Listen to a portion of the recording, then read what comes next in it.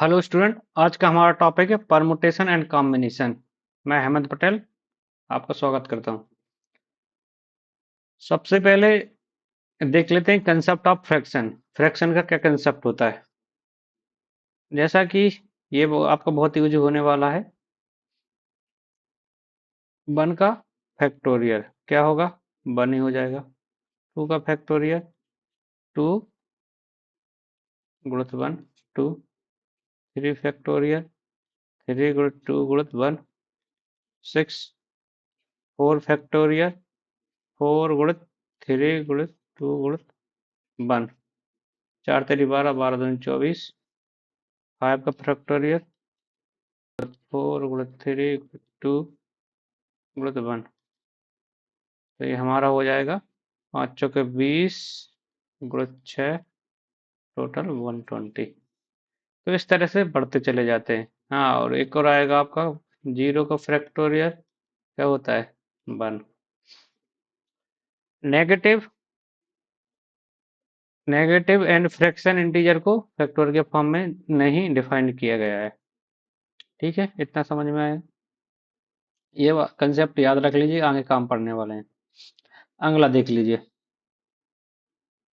अगला कुछ डिवाइड में अगर आ जाए तो जैसे 5 फैक्टोरियल 3। इसको कैसे करेंगे, इसको भी ऐसे ही 5 गुणित 4 गुणित 3 फैक्टोरियल आ गया। 3 फैक्टोरियल आ गया, 3 से 3 कैंसिल कर दो तो इसकी वैल्यू हो जाएगी 20। तो इस तरह से कर सकते हैं। इसी तरह कोई सपोज 7 फैक्टोरियल 3 आ गया, तो इसको कैसे डिफाइन करोगे, 7 गुणित 6 गुणित 5 गुणित 4 3 फैक्टोरियल 3 फैक्टोरियल 3 से 3 कट जाएगा और बाकी का गुणा कर देंगे। 7 छंग 42 5 चौके 20 84 0। इस तरह से 3 अगर संख्या आ जाए, 3 संख्याओं का भी देख लीजिए किस तरह से करना है। सपोज इस टाइप का अगर आ जाए,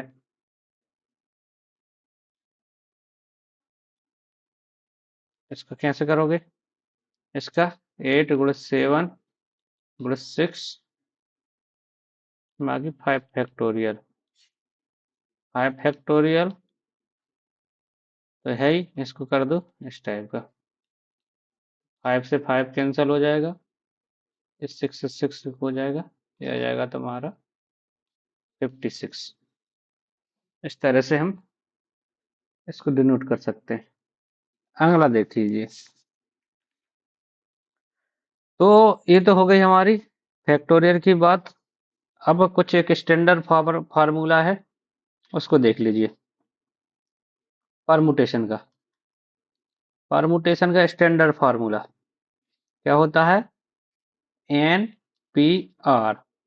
ये हो जाता है n factorial n minus r factorial. ठीक है, ये एक स्टैंडर्ड फार्मूला है जहां एन विभिन्न वस्तुएं जो कि टोटल वस्तुएं हैं,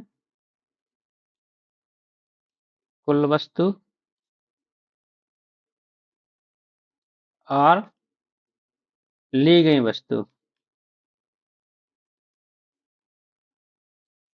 अब देखो, अब यहां से कुछ कंसेप्ट शुरू होते हैं। सपोज टोटल में से हमने टोटल वस्तु ले ली, means N equal to R हो जाए। उस स्थिति में क्या होगा, उस स्थिति में एन फैक्टोरियल एन बराबर हो जाएगा n factorial n minus n factorial.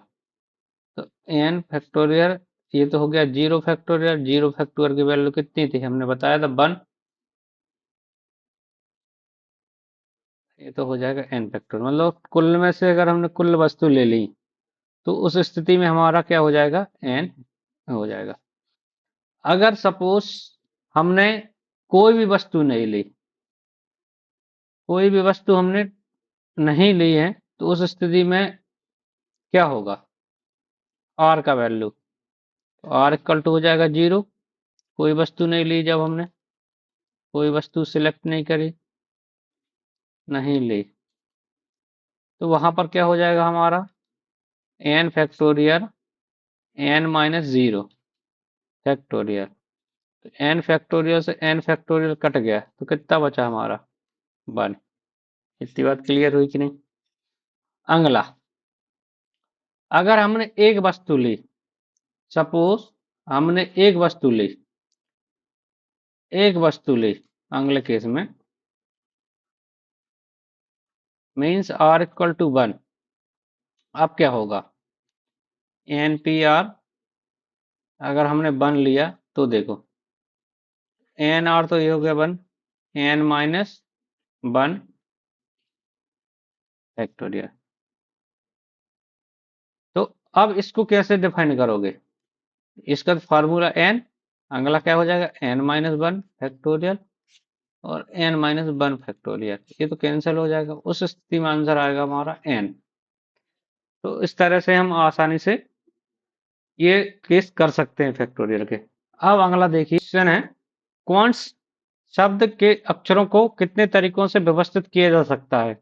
एक कंडीशन है कि रिपीटेशन नहीं होना चाहिए।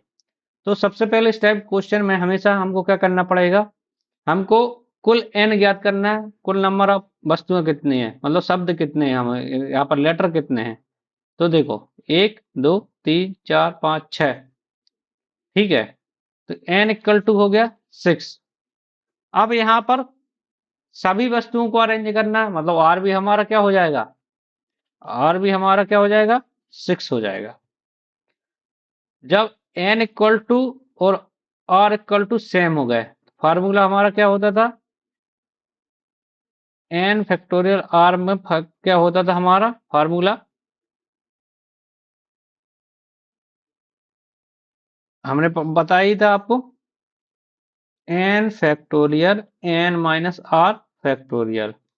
अब ये तो बराबर हो गए, सिंपल है, डायरेक्ट भी कर सकते हैं, एक आध क्वेश्चन के बाद आप डायरेक्ट भी करने लगेंगे। n minus n factorial, n factorial, ये हो गया 0 फैक्टोरियल। 0 फैक्टोरियल का मतलब क्या था, 0 फैक्टोरियल का मतलब था 1, तो ये हो जाएगा n फैक्टोरियल अपॉन 1। तो इसका आंसर क्या आ जाएगा n फैक्टोरियल। अब n फैक्टोरियल मतलब 6 फैक्टोरियल, 6 फैक्टोरियल मतलब 6 गुणित 5 गुणित 4 गुणित 3 गुणित 2 गुणित 1, ये कितना हो जाएगा 30, ये 12 इंटू 2 30, 24 और ये 720।